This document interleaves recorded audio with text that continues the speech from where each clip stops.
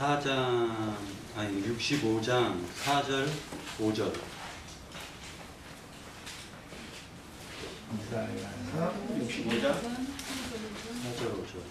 그들이 무덤 사이에 앉으며 은밀한 처소에서 밤을 지내며 돼지고기를 먹으며 가증한 것들을 그릇에 담으면서 사람에게 이르기를 너는 내 자리에 서 있고 내게 가까이 하지 말라. 나는 너보다 거룩하니라 하나니 이런 자들은 내 코에 연기요 종일 타는 불이로다.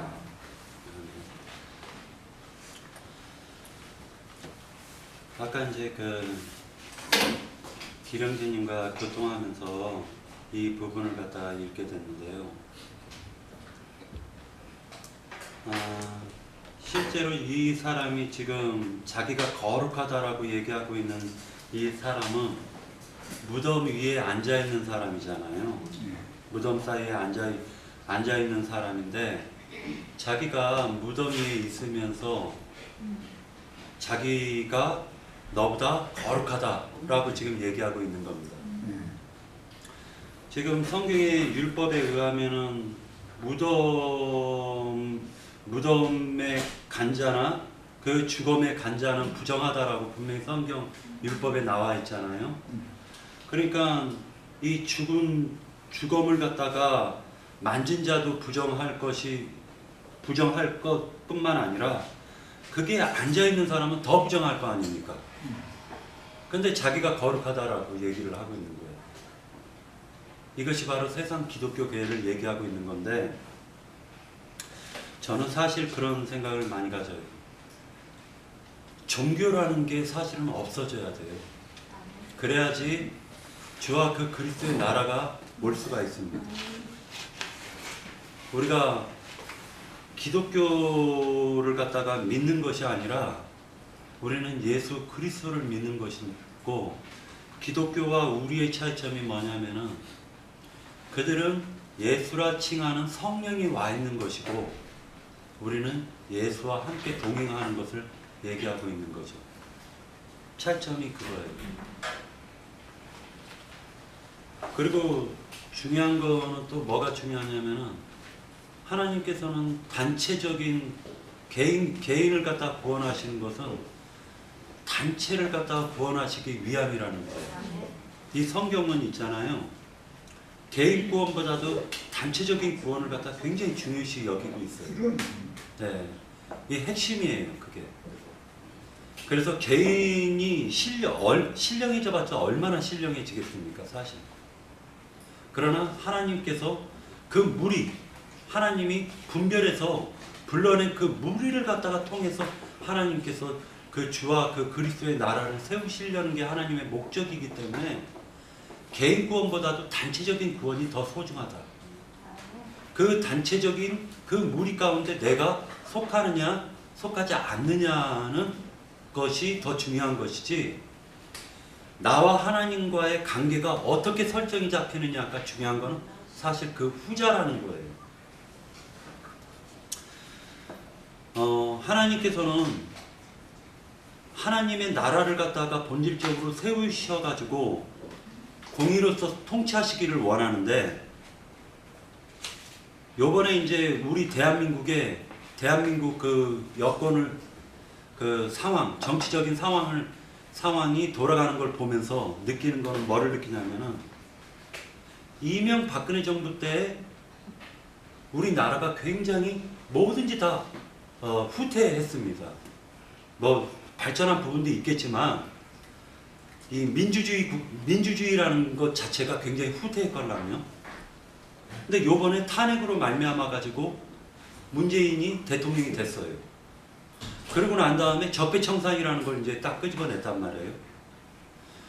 근데 제가 이제 곰곰이 생각한 게 천년왕국이 어떻게 도래할까 이런 생각을 하면서 정치적인 거를 갖다 이제 봤는데, 대통령 하나 바뀌었을 뿐이에요.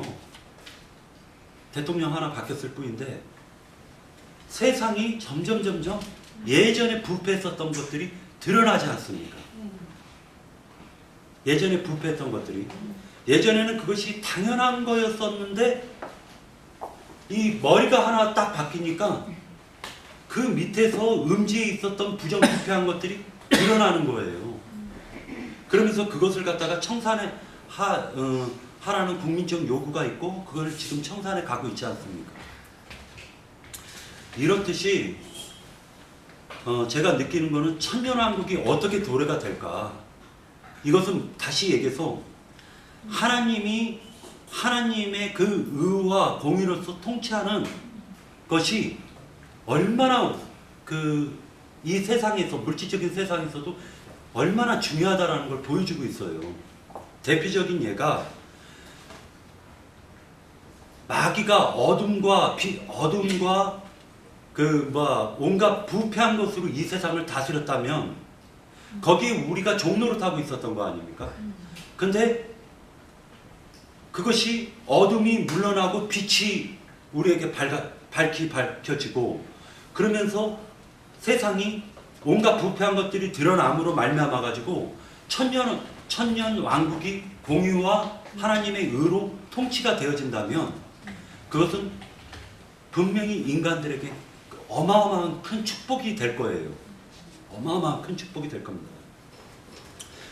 근데 그것도 끝이 아니에요. 이게 참 놀라운 게 그것도 끝이 아니라 천년 왕국 끝에도 또 사단들이 놓여가지고 복과 마곡의 전쟁이 또 벌어지잖아요.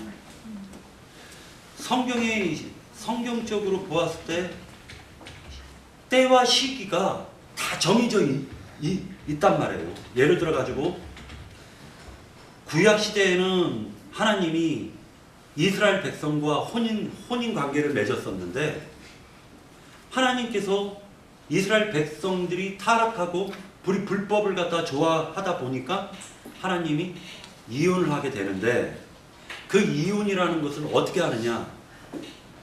남편이 죽거나 아니면 아내가 죽거나 하면은 자동으로 이혼 관계가 되지 않습니까? 그러니까 말씀이신 하나님이 육신을 입고 오셔가지고 자기 자신이 죽음으로 말미암아서 이스라엘과의 관계를 갖다 끊어버리신 거예요. 끊어버리신 거예요. 그리고 새로운 교회와 새롭게 그러니까 장가 가시겠다라는 게 하나님의 목적인 거예요. 근데 교회도 타락을 해버렸어요. 교회도 타락하면은 하나님께서 또한 그 교회에서 타락된 신부들을 버려버리고 신실한 그 교회를 갖다 통해 가지고 하나님께서 혼인을 하시고 천년 동안 공의로서 다스리겠다라고 하는 것은 하나님의 목적이고 계획이걸랑요. 그리고 이스라엘은 말하자면은 이면적인 육체적으로도 혈통적으로도 이스라엘이었지만 하나님께서 그 이스라엘을 갖다가 완전히 버리신 건 아닌 거는 분명한 사실이에요. 근데 하나님이 바랬던 그 이스라엘은 아니었다라는 겁니다. 모세를 통해 가지고 율법으로서 이스라엘을 갖다가 건져낸 그 이스라엘 백성들은 하나님이 바랬던 하나님이 온전히 마음에서 생각했었던 그 이스라엘의 사람들은 아니었다라는 거예요. 오히려 가장 강팍한 사람들을 택하셨다라고 보면 되는 거죠. 근데 천년왕국에서의 그 이스라엘은요, 한번 율법으로 되게 된 맛을 본 사람들이고 자기들이 죄인됨을 깨달은 사람들이 천년왕국에서의 통치를 이루어가는 것이기 때문에 예전 이스라엘과 천년왕국 때 도래되는 이스라엘은 180도 마음 상태가 다르다라는 거예요. 마음 상태가. 자기 자신이 율법으로서 죄인이라는 그 사실과 자기네들이 죽였던 그 메시아가 참 메시아라는 사실을 깨달은 그 이스라엘 백성들은 분명히 달라요. 달라도. 예전 그냥 값없이 야 너희들이 그냥 제사장 나라를 해 하고 끄집었던 그 이스라엘과는 전혀 달라요. 그래서 천년왕국에서 다스리는 그 이스라엘 백성들은 다르다라는 게 이 마음적으로 심적으로도 180도 변화돼서 새롭게 새 심령을 가진 이스라엘 백성들이기 때문에 그들을 통해 가지고 천년을 다스린다라는 것은 이것은 하나님의 경륜 안에 들어가 있다라고 보는 거죠. 예. 아멘. 들으니 하늘에서 음성이 나서 이르되 기록하라. 지금 이후로 주 안에서 죽는 자들은 복이 있도다 하시네. 성령이 이르시되 그러하다. 그들이 수고를 그치고 쉬리니 이는 그들로 인한 일이 따름이라 하시더라. 네. 여기 보면 주 안에 죽는 자는 복이 있다고 그러죠. 그런데 제가 요즘에 최근에 그 세대주의에 대해서 이렇게 자료를 좀 보면서 그 사람들이 세대주의를 가장 비판하는 게 뭐냐면 세대주의자들이 휴거를 주장하는 자들이 세대주의자들이에요. 그래서 이제 실질적으로 우리 교회에서는 그런 휴거, 일반 교회에서 말하는 그런 휴거를 이야기하지 않잖아요. 그러니까 우리 교회는 세대주의적인 어떤 그런 그 하나님의 어떤 경륜적인 세대의 어떤 그런 전환점이 있다라는 걸 우리는 이야기를 하고 있지만 그 세대주의를 비판하는 사람들이 말하는 자기가 죽기가 두려워서 뭔가 휴거를 이렇게 막 이야기하는 것 같은 그런 거와는 우리는 전혀 상관이 없는데 그런데 이제 많은 사람들이 이제 죽기를 두려워해서 종로로 타는 사람들을 구해내기 위해서 주님이 이 땅에 육신의 몸으로 이렇게 오셨다고 그러잖아요.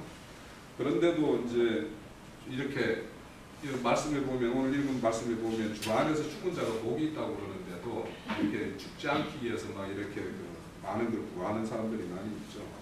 그런데 그것도 이제 이 말씀들 여기도 보면 11절에 보면 고난의 연기가 새새토록 이렇게 짐승과 우상을 경배하는 그들에게는 신미 없는 그런 어떤 시간들이 있는데 우리 성도들이 이렇게 인내하고 참고 이렇게 이겨내야 되는 것은 우리에게는 하나님 주 안에서 죽는 자에게 이렇게 참 힘을 줄 것이니까 그래서 우리는 이렇게 참고 이겨내야 된다라는 어떤 그런 말씀을 하고 계세요. 그러면 이제 이렇게 우리가 그러면 주 안에 죽는다라는 게 주 안에서 죽는다라는 게 뭔가 이런 걸 좀 생각을 해봐야 될 것 같아요. 그래서 이제 주 안에 죽는다라는 거는 우리가 온전한 하나님의 어떤 사람으로서 그리스도인 되어서 이렇게 사실 죽어야지 그 주 안에서 죽는 자일 건데 그래서 우리 아까 둘째 시간 좀 나눴었는데요. 이거를 갈라디아서 살전 데살로니전서 5장을 한번 볼게요. 5장 23절 24절이요.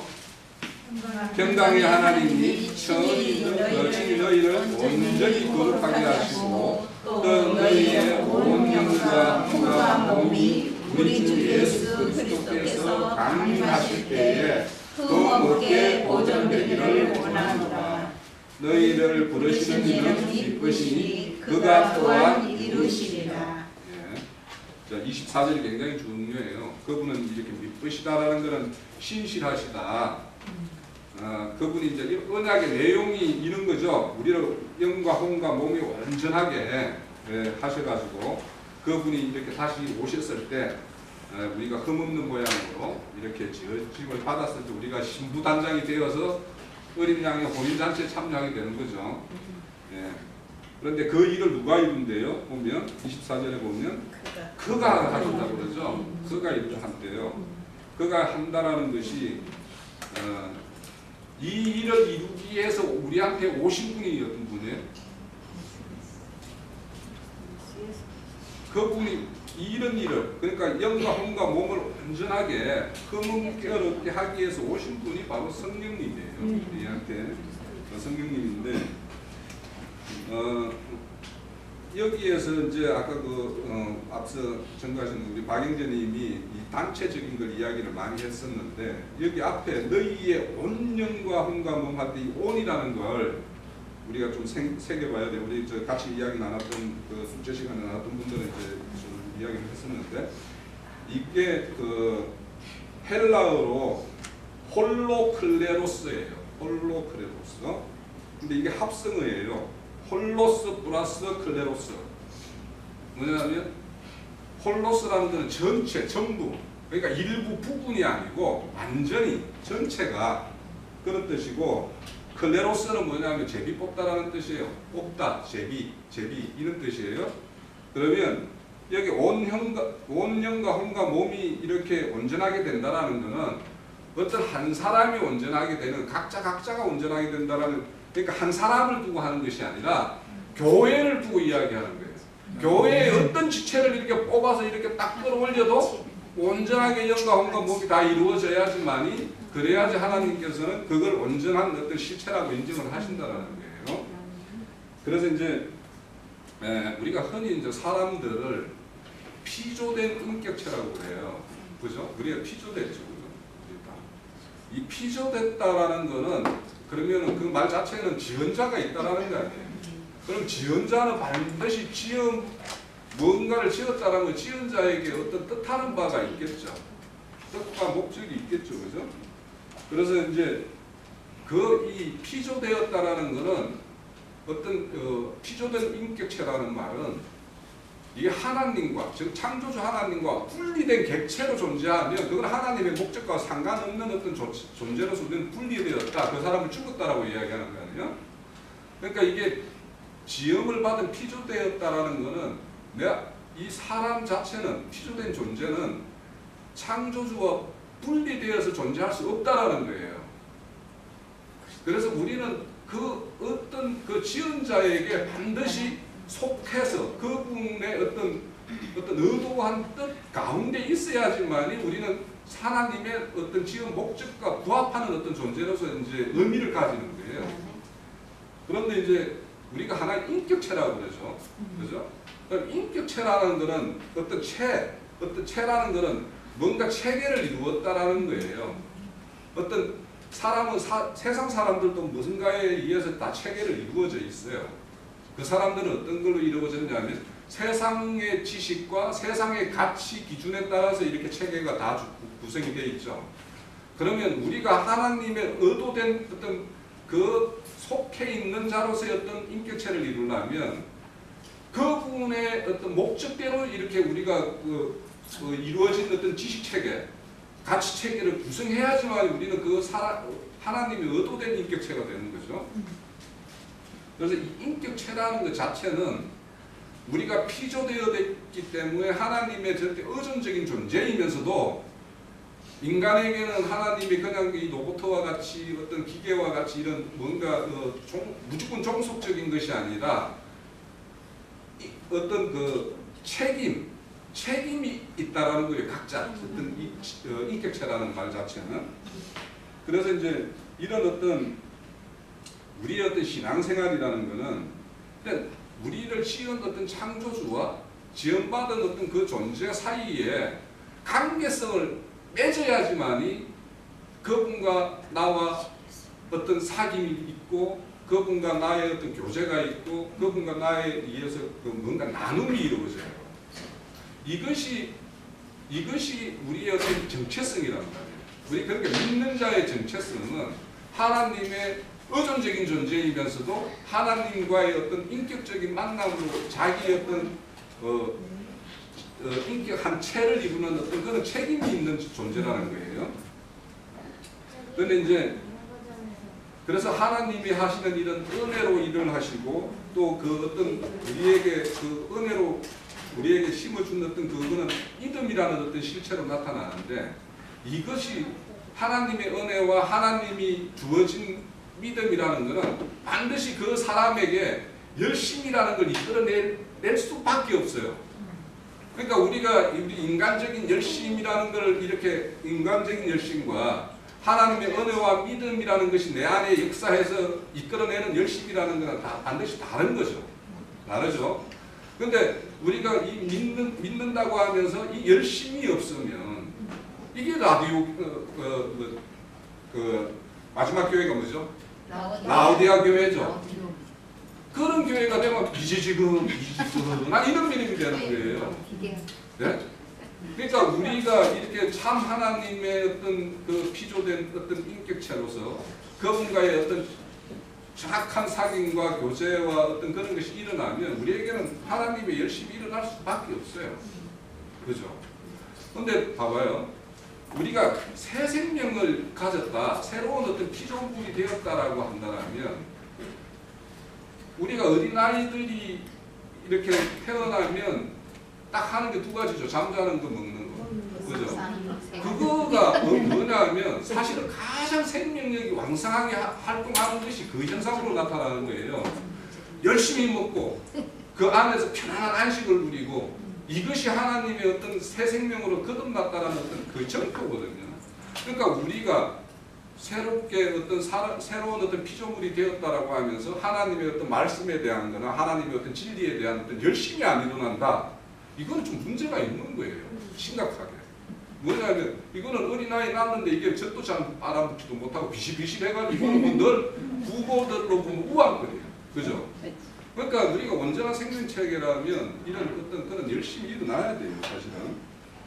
그래서 우리가 이제 이런 우리가 이제 진리교회들이 뭔가 이런 것들을 말씀은 뭐 하나님의 형상이다, 믿음이다 이런 것들을 약간 고정화시키는 느낌이 있어요. 제가 느끼기에. 뭐냐면 명사화시키는 거야.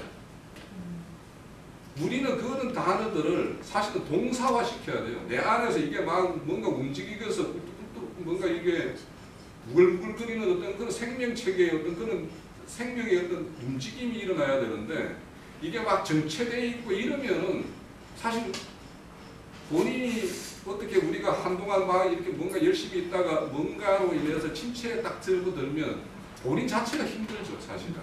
제일 힘드는데 그래서 이제 우리가 그런 어떤 열심이라는 걸 우리가 이제 우리가 흔히 막 인간적 열심 뭐 이런 걸 많이 이야기하는데 자꾸 이제 인간적 열심을 내다보면 그거에 의해서 깨져가지고 막 그 맛이 떨어져야지. 그러니까 그 맛이 떨어져야지 또 다른 맛을 찾지, 참맛을 찾지. 그러니까 열심도 안 내보고 막 이렇게 하는 사람은 미지근하게 그냥 물에 물 탄도 술에 술 탄도 그렇게 간단 말이에요.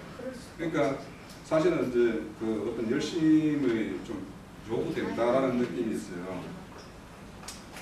그런데 이제 우리가 그리스도인의 세속화 이런 걸 이제 한번 생각해봐요. 우리 그리스도인이라면 이제 이 교회라는 개념이 이게 빠지게 되면 아까 이제 박영진 말씀하신 대로 이 단체적인 개념이 빠지면 내 구원, 내 믿음, 내 소원 목적 이게 다 나로 기결이 돼요. 이게 온전한 그 교회의 어떤 성장한 어떤 장성한 분량이 이런 자가 내 구원, 내 믿음, 내 소원 이런 걸 이야기한다라는 건 아직도 어린아이라는 거에 정표예요, 사실은. 네? 그러니까 이것이 다 내 교회, 우리 어떤 하나님의 어떤 우주적인 어떤 교회, 뭐 이런 것 쪽으로 이제 같이 전환이 되어야지 이렇게 맞는데, 그런 거에 의해서 우리가 어떤 성도로서의 어떤 믿는 자로서의 어떤 정체성이나 이런 가치 발견이 돼야지만 우리가 이제 참 하나님의 어떤 그 몸을 입은 자로서. 그러니까 하나님이 그 금방 읽었던 대로 보면 온 영과 혼과 몸이라고 그러는데 우리가 영과 혼에 대한 부분은 잘 이야기를 하고 있어요. 그죠? 그런데 이 몸이라는 게 왜 하나님이 우리에게 몸을 입혔을까? 한번 생각을 해보세요. 이 몸이라는 거는 영으로 하나님과 만남의 어떤 교제를 이루고 혼으로 인해서 하나님의 실체를 우리는 인정을 하고 그분과의 어떤 연합을 이루어요. 우리는 혼으로서 그분을 인정하고 그분이 이러시는구나, 이런 분이구나를 우리가 그렇게 이제 깨달아 간단 말이에요. 그 깨달은 걸 우리가 표현하는 건 몸이라니까요. 우리가 몸을 하나님이 우리 몸을 입혀준 거는 그걸 네가 하나님에게 네가 그렇게 감사함이 너에게 임했고 기쁨이 너에게 임했다라면 그걸 표현하라는 거예요. 그러니까 이 표현하는 것 때문에 우리한테 몸을 줬어요. 그게 몸으로는 찬양도 할 수 있고 뭐도 할 수 있고 다 할 수 있지만 그래서 우리가 그리스도 심판대에 서면 선악과의 그 몸으로 행한 대로 이렇게 받으실 거다라고 이렇게 이야기하죠. 그러니까 우리는 몸으로 표현해야 돼요.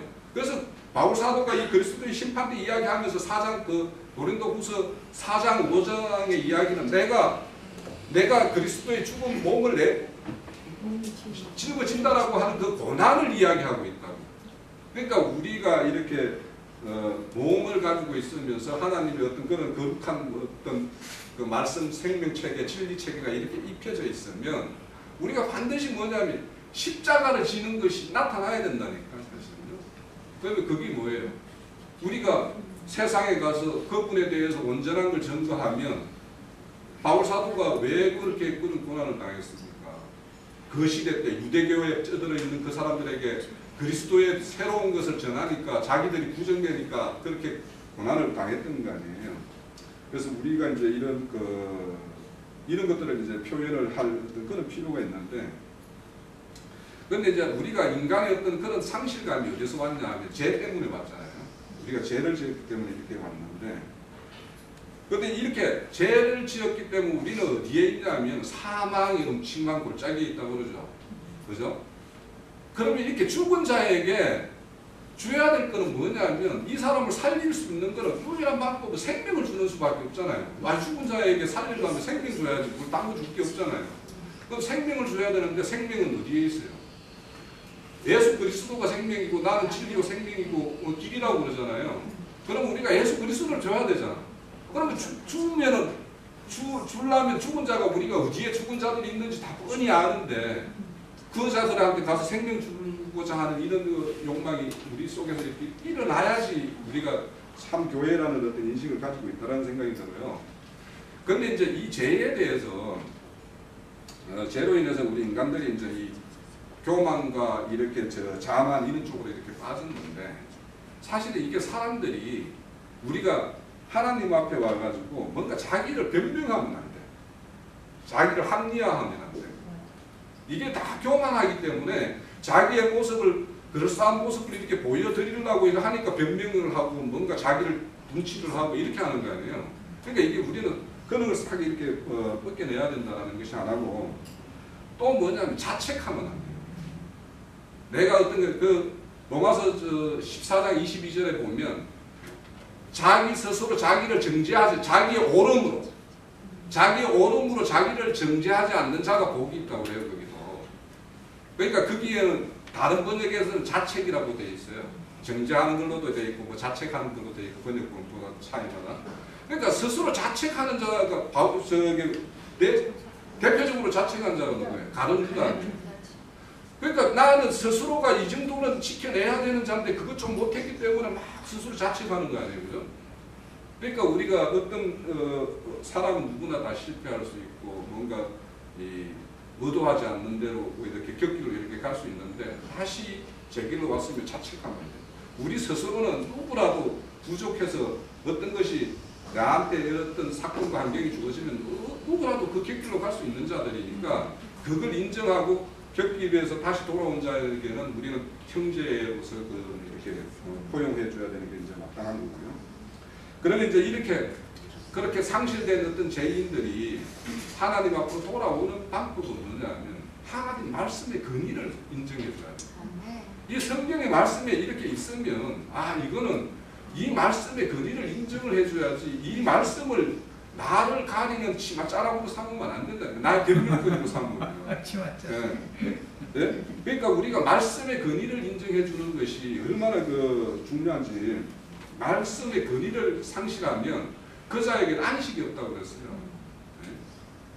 그래서 우리 성경 말씀에 보면 우리 안식이라는 말이 있죠. 안식이라는 말이 우리 번역본에 딱 두 가지가 있어요.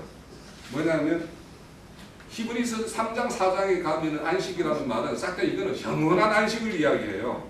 예? 그런데 나머지에는 어떤 쪽으로 번역이 되냐면 편하지 않다, 편안함, 자유 이런 것도 번역이 되어 있어요. 그럼 우리 이 땅에서 육신을 입고 있는 동안에 하나님의 안식이 들어갔다라는 것은 내가 자유한 자가 되어야 되고 하나님 편안한 자가 되어야 되는 거예요. 그러니까 편안한 자의 어떤 대표적인 어떤 정상이 어떤 것인지 한번 찾아볼게요. 하박국 3장 17절 19절.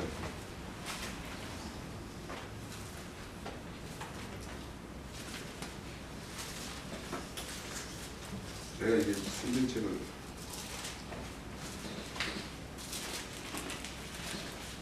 17절 19절이요. 자, 어떤 자가 이렇게 하나님의 말씀의 근위를 인정해 주는 자인지를 이제 하나님의 말씀의 근위를 인정해 주면 어떤 자가 되는지를 이제 볼게요. 17절부터요.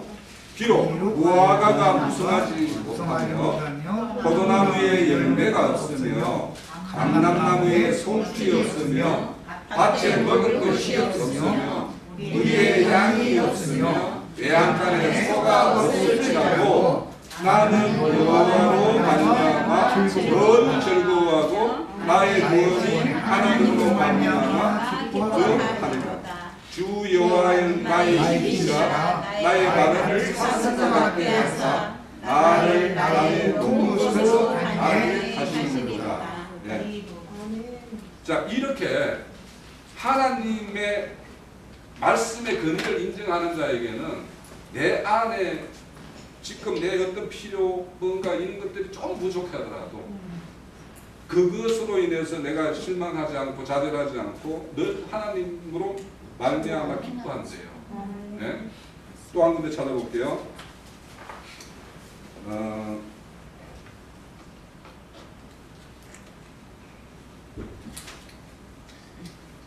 로마서 8장 36절 39절.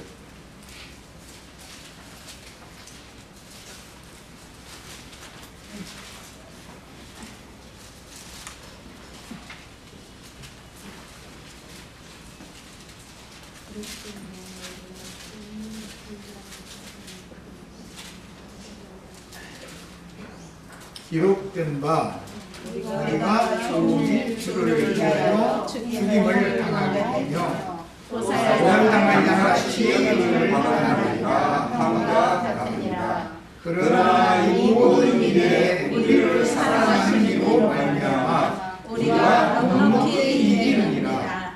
내가 시험하니 사망이나 생명이나 천사들이나 권세자들이나 형제일이나 장래일이나 능력이나 높음이나 깊음이나 다른 어떤 기적이라도 우리를 우리 주 그리스도 예수 안에 있는 하나님의 사랑에서 끊을 수 없느니라. 네. 그러니까 우리가 이렇게 세상 살면서 우리 스스로의 어떤 모습들이 보면 어떨 때는 내가 진짜 토살된 양처럼 뭔가 토살장에 걸러가는 것처럼 이렇게 보일 때도 있다라는 거예요. 그렇지만 그래서 내가 전번에 한번 전도할 때 우리가 실상은 막 이 세상을 이렇게 보면 넉넉히 이기라는 거는 넉넉히 이기는 게 하는 거는 그분이에요. 네? 근데 우리는 실상은 보면은 막 근근히 막 이렇게 숨들어 가시는 경우가 많죠. 그러니까 그런데 그분은 넉넉한 거예요. 네? 우리는 어떤 육신의 생각 때문에 뭔가 이런 걸로 막 억지로 이렇게 하루하루를 이렇게 넘어가는 듯 보이지만 그분은 이렇다라는 거예요. 네. 그리고 이제 그 빌립보서 그 4장 13절에 보면 내가 능력 주는 주 안에서 모든 것을 할 수 있다 이런 말을 하죠. 그런데 거기에 보면 그 앞에 보면 빌립보에 보내는 편지에 보면 바로 사다가 나는 어떠한 형편에서도 자족하기를 배웠다라고 이렇게 이야기를 해요. 그러니까 사람은 사실은 그 어떤 사람은 이렇게 겉으로 보면 저 사람이 무슨 걱정이 있을까 싶은데 사실은 그 사람 다 걱정이 있고 어떤 사람은 저 사람 참 걱정스럽다 싶은데도 보면은 잘 이겨내가고 막 그렇잖아요. 그러니까 이렇게 말씀의 어떤 그런 근위에 순복하는 자들은 하나님이 다 알아서 책임져 주신다라는 아까 말한 대로 우리는 피조받은 자잖아요. 그러니까 그분이 우리에게 어떤 지음을 목적이 있으면 이 모양 이곳으로 내가 지금 아직도 하나님 말씀 보면은 내가 아직도 멀은 것 같은데 내가 그런 자들을 지금 막 내팽개치고 뭐 이렇게 할 일이 아니다라는 건 우리 말씀 안에서 이렇게 발견이 돼야 되는 거예요. 그리고 이제 한 가지 이제 그러면 여기에서 영과 혼과 몸을 온전히 한다라고 했는데 사실은 우리가 혼의 구원에 대해서 이제 말씀을 많이 나눴죠. 말씀을 많이 나눴는데 성령님이 와서 우리의 혼을 이렇게 구원을 하는 이유는 이게 바로 뭐냐면 교회 지체의 몸으로 세우기 위한 거예요. 네. 그러니까 각자의 어떤 혼을 이루어서 각자의 인격을 이렇게 다듬어서 막 뭔가 이거 한 사람 하나마다 이렇게 막 뭔가 빛나는 붓을처럼 만드는 것이 아니라 그 붓을들을 다 끼워서 12보석을 이렇게 끼워서 등패의 어떤 가슴에 제사장의 어떤 가슴에 그 뭡니까 12보석을 이렇게 달듯이 그렇게 달려서 그리스도 안에 달려 있을 때 하나님은 그걸 진짜 보배롭게 봐주시는 것이지 각자 하나하나 다듬어야죠. 당연히 다듬어야죠. 다듬죠. 그런데 그 다듬은 뭐냐면 교회의 전체 한 덩어리였던 몸을 이루기 위해서 각자를 다듬어서 이렇게 하는 것이지 각자가 뿔뿔이 흩어져서 이렇게 한다는 건 하나님의 의도와 전혀 상관이 없어요. 그러니까 우리가 어떤 혼의 구원의 결정체는 뭐냐면 교회의 몸을 이루는 거예요. 그러니까 교회의 몸을 이루었다라는 건 아까 말대로 누군가를 이렇게 제비 뽑듯이 이렇게 뽑아버려도 우리 교회의 지체들이 여기 지금 현재 한 10몇 명은 이렇게 앉아있는데 누구를 뽑아도 하나님이 보시기에 흠과 저게 결이 없어야 되는 거예요. 그러니까 누구 어떤 형제는 막 이게 뭐 전혀 다른 생각과 다른 걸 가지고 있는데 그 사람이 이렇게 함께 이렇게 이루고 있다라면 그 사람은 우리의 교회의 지체가 아니죠. 그러면 그 사람들에게 어떻게 하라고 그러냐? 고린도 교회에다가 뭐예요? 그 사람을 치리하라는 거예요.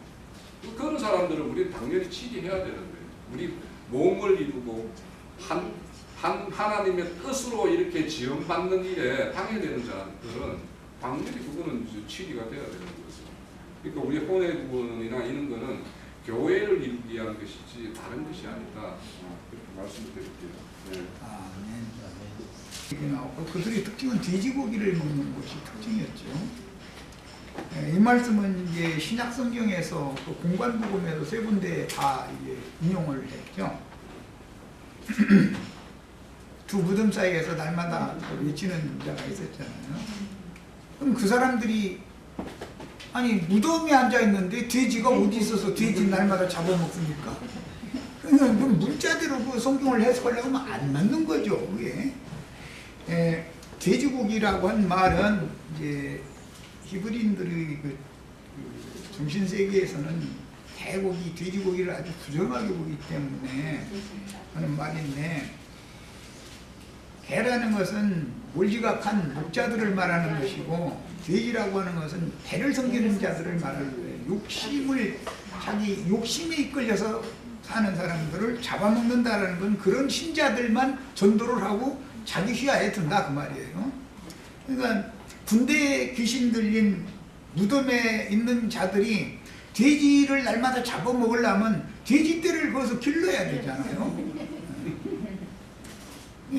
돼지고기 먹는다라는 말은 참 하나님을 섬기는 게 아니라 자기 배를 섬기는 신자들이다 그런 말이에요. 그것을 잡아먹는다는 거예요. 지금 이제 유명한 세상 쪽의 목사님들이 지금 돼지고기 날마다 먹고 있는 거죠. 그리고 또 그 돼지떼들이 나 좀 잡아달라고 그냥 많이 모이지 또 이상하게. 그러니까 그 성경에는 돼지 치는 자에게 참 많이 나와요. 뭐 쥐엄 열매를 먹인다 뭐 이런 말도 나오고, 둘째 아들이 그 돼지 치는 자에게 붙여졌다고 그랬는데, 돼지 치는 자라는 게 그게 이 무덤에 앉아 있어가지고 나는 너보다 거룩하다고 하는 자들이라는 거잖아요. 이게 이런 성경이 말하는 그런 영적 의미를 기본적으로 알아야 되는 거죠. 기본적으로는. 그러니까 이 사람들이 특징이 뭐냐면 도적질한 말씀을 가지고 말씀 장사를 하는 거예요. 그게 지업 열매 나눠주는 거예요. 돼지떼들한테. 그런데 하나님의 말씀을 도둑질하는 얘기는 예레미야서 23장 30절로 32절, 이건 좀 읽고 오겠습니다.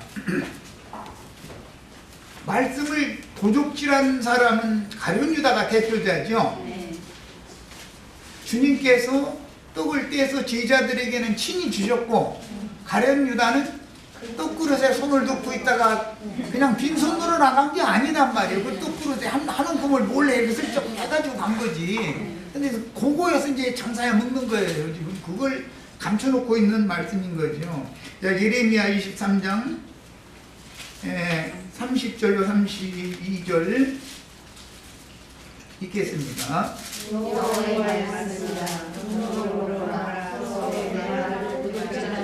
내 말을 도둑질하는 선지자들을 내가 치리라. 이게 여호와의 말씀을 도둑질하는 자들이 누구냐면은 더 읽어봅니다. 그게 선지자들이죠. 내 말을 도둑질하는 선지자들이다 이거예요. 그런데 이 선지자들이 하는 일은 무덤에 앉아가지고 날마다 구원받으라고 외치지 저주받으라고 외치지는 않잖아요.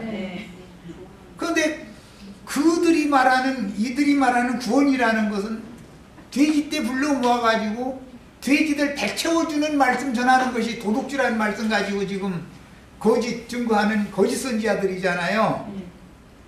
주님이 주신 말씀은 돼지치라고 주신 게 아니죠. 그리스도인들을 하나님의 사람으로 만들어 놓으라는 말씀을 맡긴 것이지, 이제 마침 마태복음 25장 다음 달락에 보면 이제 그 달란트, 누가복음 19장에서는 문화 비유가 나오는데, 하나님의 말씀을 거저 받은 것을 거저 나눠주는 사역을 하는 사람들이 있고, 그거는 착하고 충성된 종들이에요.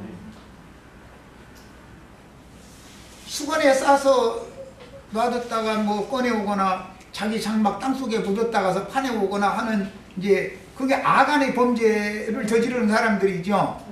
그런 사람들이 이게 다 돼지치는 자들이단 말이야. 이 성경의 흐름을 잘 아셔야 돼.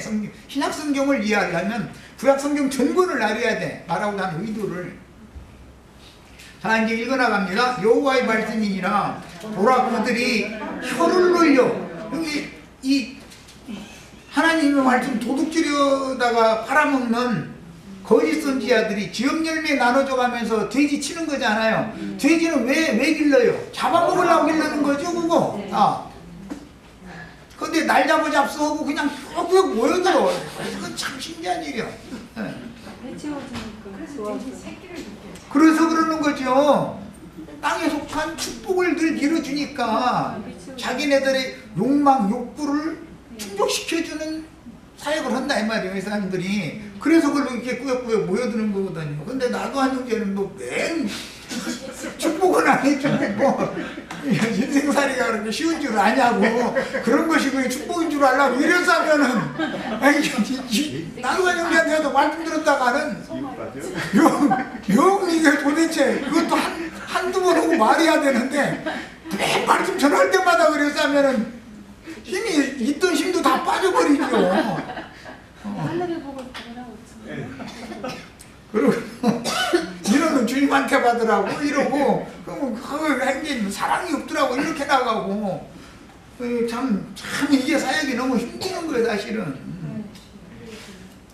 보라 그들이 혀를 눌려 여호와가 말씀하셨다 하는 선지자들을 내가 치리라. 보라 거짓 꿈을 예언하여, 꿈이라는 건 이상을 봤다 이 말이에요. 거짓 꿈을 예언하여 이르며 거짓과 헛된 자만으로 내 백성을 미혹하게 하는 자를 내가 치리라. 내가 그들을 보내지 아니하였으며, 누가 보냈어요 그럼? 마귀가 보낸 거죠. 명령하지 아니하였나니 사역을 하라고 하나님이 말씀한 적도 없다 이거예요. 나는 그런 놈 세운 적 없어 지금 그 얘기 아니야. 내가 언제 너 목사하라고 했어? 너 신학교에서 너 사람한테 위임받았지, 하나님 나한테 위임받은 건 아니잖아. 그 말이잖아 지금. 하나님의 종은 하나님이 세우는 것이지, 하나님의 종을 사람이 세울 수 있어요? 그럼 말도 안 되는 소리죠. 내가 뭐 우리 윤자매님 보고 오늘부터 영목사님 제도 우리 교회에서 들 거니까 지금 영목사님 하시라고. 여기 안양교회도 영목사 제도 올해부터 시작한다고 뭐 이렇게 광고해서, 예를 들어 내가 이제 안수를 해줬어. 그래도 그게 하나님이 세운 종은 아니잖아요 이 말이에요. 사람이 세운 종이니까 사람에게 종으로서는 안 할 수가 없는 거예요. 자기를 세워준 사람한테. 보내심 있게 보내심을 받은 자는 당연히 종으로 서게 돼 있는 거예요. 자, 그 다음에 디모데후서 3장 13절 보면, 이런 거짓 선지자들은 속이기도 하고 또 속기도 한다 이렇게 돼 있죠. 거짓 선지자들은 속이고, 거짓 선지자들이 하는 말에 대해서 아멘 하면 그 돼지떼들, 그들은 속는 거예요 지금. 이게 현실이에요. 세상 교회라는 건 무덤에 앉은 자들이 축복받으라고 그러고 구원받으라고 그러지, 저주받으라라든지 지옥에 들어가라든지 이렇게 설교하지 않습니다. 그런데 그들이 하는 말에 지금 다 속는 거예요 지금, 돼지떼들이기 때문에. 그것이 하나님의 사람이 먹어야 되는 참된 식물, 신령한 영적 양식이며 신령한 음료인지 돼지 떼나 먹는 구정물과 돼지 떼나 먹는 지엄나무 열매인지에 대해서 구분이 없어 지금. 몰라. 이런 말을 가르치면 뭐 그런 게 성경에 있느냐고. 그런 성경이 있는 것 자체도 몰라. 안 읽어봐 그 사람들은. 음식이 다른 겁니다. 나는 하늘로서 내려온 떡이니 나를 먹는 자는 영생하리라. 내 피를 마시야 영생한다. 그러면 예수를 먹고 예수를 마셔야 영생하는 건데, 거짓 선지자들이 주는 도둑질한 말씀을 먹고 마귀가 용이 뒤에서 강물을 토해내면 그거 혼탁한 물 마시고, 그러고 가면서 자기네들이 지금 무엇을 먹고 있고 무엇을 마시고 있는지를 구분을 못해. 구분이 안 와 이 사람들은. 되는 것이 땅에서 축복받아서 잘 되는 거, 그거밖에 그들의 눈엔 그거밖에 안 보이니까 영의 일에 대해서, 하늘의 일에 대해서는 개념을 갖지를 않아요. 관심이 없어요. 육신의 일에만 집착하기 때문에, 땅의 일에만 집착하기 때문에. 그 다음에 이 자들이 계시록 9장에 가면 군대 귀신 들린 자들이 무저갱에서 올라온다고 돼 있죠. 이게 죽음 세계에서 군대 귀신들이 올라오는 거예요. 그런데 무저갱이 열려서 무저갱 문이 열린다 그러면은 성경에 보면 저들의 입은 열린 무덤이요 이렇게 돼 있죠. 그러니까 무덤에 앉아가지고 돼지 치는 돼지고기 먹는 자들의 입이, 그 목구멍이 열린 무덤이다 이거예요. 그게 무저갱 문이 열리는 거다 이거예요. 그럼 거기에서 막 군대 귀신이 막 새까맣게 올라오면은 그 군대 귀신 들려가지고 좋아 죽는데 난리가 아니야. 그런데 그것을 뭐라고 그들은 말하냐면 성령 받아서 그런다 이거예요. 오늘 막 뜨거웠다 이거예요. 오늘 막 뜨거웠대. 그게 다 성경이 지금 말하고자 하는 의도라는 건 일관된 어떤 흐름을 가지고 있다는 걸 잘 이해를 하시길 바라고, 그 다음에 그들이 군대 귀신들이 사자가 누구냐, 무저갱의 사자는 히브리어로는 아바둔이라고 그러고 헬라어로는 아볼룬이라고 그런다고 그래요. 이 두 가지 다 용어가 뭐냐면 파괴자라는 뜻이 파괴자. 제일 중요한 게 뭐냐, 인간의 신앙 양심과 정신세계를 무너뜨리는 자가 있다 이거예요. 인간 세상에서도 보면 뭐 마약 같은 거면 정신세계가 파괴당하는 거잖아요. 술 같은 걸 늘 마시고 그러면 정신세계가 파괴돼 버리죠. 분별력이 없어져 버리는 거예요. 그럼 자신은 멀쩡하게 산다고 생각하지만 맑은 정신을 가진 사람이 보면은 이상한 사람이거든요. 귀신 들려갖고. 그런데 본인은 너무 바르게 사는 거예요 지금. 술 취한 사람 보고 이제 술 그만 드세요. 술 취하셨네 그러면 아니요, 나 술 취했다고 그래요? 안 취했다고 그래요?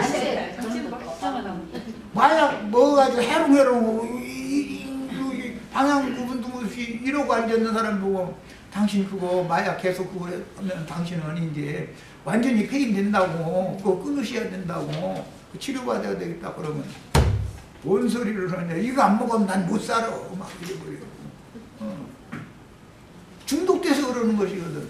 그래서 예배당에 안 나가면 못 사는 거예요. 이게 마약보다 더 독한 거예요 이게.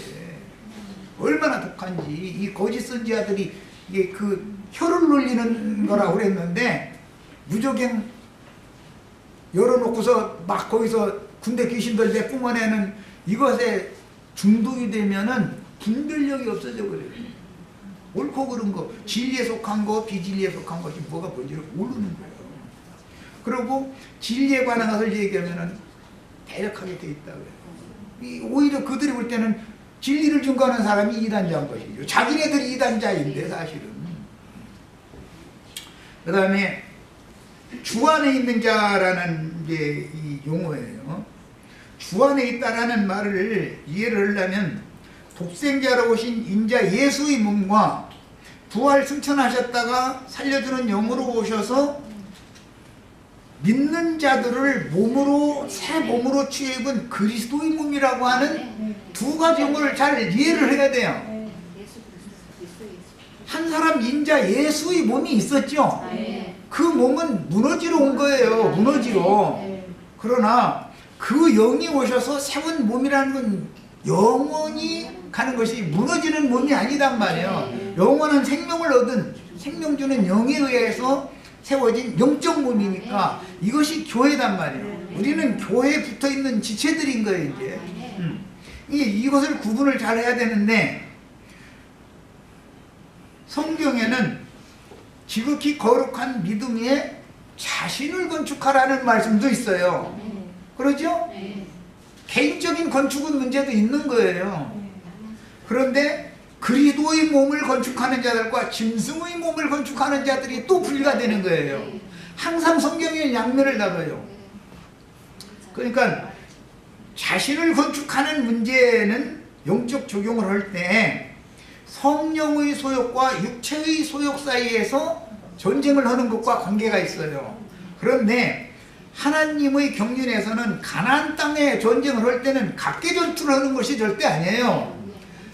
민족 간 전쟁을 하는 거예요. 가나안 7족속의 악마의 군대, 악마의 민족, 멸하기로 준비되어져 있는 진노의 그릇들이라고 할 때 이건 전부 육에 속한 사람들인데 타락한 7교회의 거짓 선지자들이 왕노로 다는 거기에 붙어있는 군대 귀신들이 있다 그래요. 전부. 이건 실제적으로 말하자면은 짐승의 몸이라는 건 세상교회 계시록 17장에 보면 모든 음녀들의 애미 얘기가 나오죠. 모든 음녀들이라는 건, 각 음녀들이라는 건 세상교회 신자들, 우상숭배하는 신자들을 말하는 거예요. 그 신자들의 애미가 큰 성 바벨론이거든. 그래서 실제적인 전쟁이라고 하는 것은 몸의 전쟁을 하는 거예요. 그리스도의 몸과 짐승의 몸 간의 전쟁을 해요. 단체적인 전쟁을 하는 거예요. 개인적인 전쟁을 하는 것은 처음에 복음을 믿음으로 받아들일 때, 거듭날 때의 문제인 것이고, 그 다음에 20대 이상으로 자란 사람들이 단체로 그리스도의 몸으로 건축되어져 가지고 단체적인, 이번에는 민족 간의 전쟁을 하는 거예요. 이스라엘 민족과 가나안 7족속과 전쟁하는 거예요. 민족 간의 전쟁이에요. 그게 나라와 나라를 대적하고 민족이 민족을 대적하고, 이건 단체적인 전쟁이잖아요. 가나안 땅 전쟁하는데 개인적으로 가서 전쟁하는 게 아니잖아요. 처음에 거듭나는 문제는 신과 나와의 관계예요. 당연히 그건 개인적인 문제가 있는 거예요. 개인적인 문제가 없으면 단체를 이룰 수가 없는 거예요. 구속받지 않은 사람들이 교회에 들어왔다 해가지고 그 교회에 붙은 지체는 아니거든. 그리스도의 몸에 붙은 지체는 아니거든. 그래서 항상 개인적인 문제를 먼저 언급을 하지만 그것은 구속받고 거듭날 때의 관계인 것이지, 그 다음에는 청년 이상으로 자라야 되고 자란 사람들이 군대로 편성돼서 실전을 하는 것은 단체적인 민족 간의 전쟁을 하는 것이다 말이에요. 하늘의 전쟁, 이제 최종적으로 보면 백마를 타고 앞서가시는 군대 장관이신 그리스도와 미가엘을 따르는 하늘 군대와 용의 군대가 하늘에서 전쟁한다 그랬죠. 그럼 용의 군대가 누구냐면은 짐승들로 되어 있잖아요. 짐승들. 그러니까 실제적으로는 개인적으로 우리를 거듭나게 해서 교회에다 옮겨놔가지고 교회에서 20세 이상으로 자라게 해서, 자라는 것은 이제 건축되는 건데, 세움을 받는 건데, 하나님의 종들로, 군사들로 이렇게 세우는 목적은 최종적으로 기독교계와 전쟁을 해서 이기게 하려는 거예요. 이걸 아셔야 돼. 기독교계를 너무 치지 말라고, 좋은 말로 해주라고, 이런 말 난 아주 듣기가 싫어. 아주. 왜냐하면 이상이 너무 없어서 그런 소리 하는 거다 이거예요. 큰 성 바벨론이 무너져야 돼요. 먼저는 복음을 믿기 위해서는 나 자신이 무너져야 되는 건 뭐 말할 것도 없는 거예요. 자기를 부인하지를 못하면, 자기를 무너뜨리지 않으면 자기가 자기 자신이 세상적으로 세움을 입은 거 그러면 자꾸 고개를 뒤로 잡기려고 그러고 어깨를 자꾸 이렇게 그냥 힘을 줘 잡고 이러다가 지나 이거. 그러던 사람이 구속받으면 사람이 새 사람이 된 거잖아요. 새 사람들이 모인 것만 그리스도의 몸이란 말이에요. 그러니까는 당연히 새 사람을 만드는 첫 번째 과정이 필수적인 것이죠. 개인적인 세움을 입는 문제가 필수적인 거예요. 그러나 이것은 거듭났다 해서 완전한 사람으로 세워진 건 아니잖아요. 거듭나면 교회에 와서 여기서 인제서 세움을 받기 시작하는 거예요. 뭘로? 그리스도의 몸으로 세워지는 거예요. 거듭나는 문제는 개인적인 문제지만 자라는 문제는 교회 안에서 자라는 거예요. 교회 생활을 통해서 자라나는 것이란 말이에요. 개인적으로 나서 개인적으로 자라는 얘기를 하는 것이 종교다 이게 종교. 목사 두들기는 거, 뭐 돌을 닦아서 날마다 뭐 1000년 동안 못 박는다. 다 이게 뭔 말이에요? 종교잖아, 종교. 그런 방법으로 이기기를 다퉈가지고 이기는 사람도 없고 그 사람이 처음에는 몇 번은 이기는 것 같이 보일 수가 있어요. 그렇지만 나중에 가서 자긍하는 자는 오늘 우리 부른 찬송처럼 되지도 못하고 나서 된 줄 알고 있으면 주님께서 고개 벌려버리면 무너져 버리죠. 그때 이 찬송을 불러가면서 돌아오면 다행이거니와 돌아오려고 그러지 않고 허경재님 말씀 맞잖아. 하나님의 말씀을 치맛자락으로 만들어가지고 두르려고만 자꾸 하죠. 위선자가 만들어진다 이거예요. 정직하지가 않아지는 인간. 종교인이라는 건 이 세상에서 제일 위선적이고 제일 못된 놈이 누구냐면 종교인인 거예요. 정직하지가 않아. 자긍하면은 넘어뜨리는 거예요 하나님이. 그 사랑하시는 거예요 사실은 그게. 넘어지고 나면은 돌이켜야 되는 것이거든. 그게. 그런데 돌이키려고 그러지 않고 자기 독선적으로 자기가 뭐가 되는 걸 추구하던 사람은 절대로 주님께 돌아오지 않습니다. 자기를 감추고 사람들 앞에 위선적으로 이게 내보이는 것 이것을 자꾸 추구하게 돼 있는 거예요. 그것이 하나님 보시기에는 가장 악한 것이에요. 하나님은 일부러 자라는 과정에서 선줄로 아는구나 싶으면 넘어뜨려요. 특히 어떤 사람마다 이제 개성이 다 다르기 때문에 다른 사람에 대해서 말을 함부로 해가면서 손가락질을 함부로 하는 그거에 대해서 자기가 자신이 있기 때문에 그러는 거거든요. 그런데 그 사람은 나를 볼 때 또 속으로는 손가락질을 또 하고 있거든. 그런데 자기 약점은 감추려고 그러고 남의 약점은 들춰내는 것이 그게 저주받은 자들 하는 짓거리다 이거예요.